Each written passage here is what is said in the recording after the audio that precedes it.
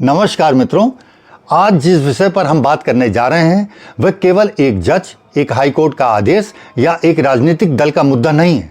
ये भारत के संविधान, न्यायपालिका की स्वतंत्रता और हमारे लोकतंत्र की आत्मा पर सीधा सीधा प्रहार है।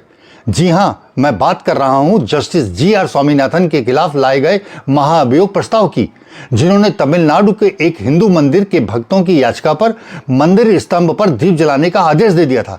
इतना ही नहीं, जब राज्य सरकार ने कानून व्यवस्था बिगड़ने की आड़ में कोर्ट के आदेशों को नहीं माना तो जज साहब ने सीआईएसएफ अर्थात सेना की निगरानी में मंदिर का दीप जलवा दिया था। बस यही बात मुस्लिम तुष्टीकरण की राजनीति करने वाले नेताओं को खटक गई। मित्रों, ये एक जज के निर्णय पर महाभियोग नहीं है, ये संविधान पर सीधा सीधा हमला है। मित्रों, प्रश्न तो यह खड़ा किया जाना चाहिए था कि आखिर आजादी के 78 साल बाद भी एक हिंदू मंदिर का दीप जलाने के लिए भारत के एक न्यायाधीश को सीआईएसएफ यानी सेना बुलाने की नौबत ही क्यों आई?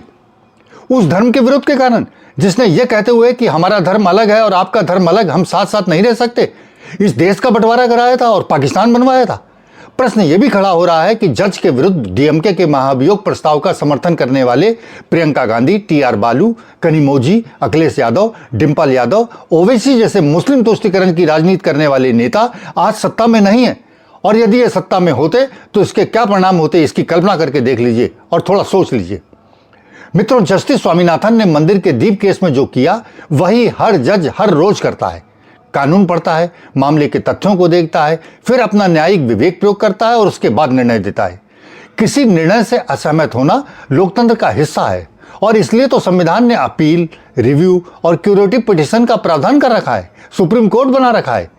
सुप्रीम कोर्ट ने भी तो जज स्वामीनाथन के इस फैसले को वैधानिक और सही बताया था। तो फिर किसी जज के निर्णय को तार्किक व्याख्या को उसके गलत आचरण और अपराध बताकर महाभियोग लगाना जानबूझकर की जा रही धृष्टता और राजनीतिक गुंडागर्दी की श्रेणी में आता है। एडीएम जबलपुर वर्सेस शिवाकांत शुक्ला 1976 मामले में सुप्रीम कोर्ट की संविधान पीठ ने 4-1 के बहुमत से निर्णय दिया था कि आपातकाल के दौरान नागरिक अवैध गिरफ्तारी को चुनौती देने के लिए हैबियस कार्पस याचिका भी अदालत में दायर नहीं कर सकते। इसमें केवल जस्टिस एचआर खन्ना ने अपनी असहमति जताई थी, अकेले जज थे।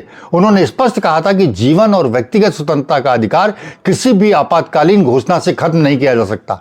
लेकिन मित्रों, क्या आप जानते हैं, इंदिरा गांधी के आपातकाल का विरोध करने के इस नैतिक साहस की कीमत उन्हें चुकानी पड़ी थी, और सबसे वरिष्ठ न्यायाधीश होने के बावजूद उन्हें भारत का मुख्य न्यायाधीश सीजेआई नहीं बनाया गया था, और इसके विरोध में उन्होंने अपना इस्तीफा भी दे दिया था।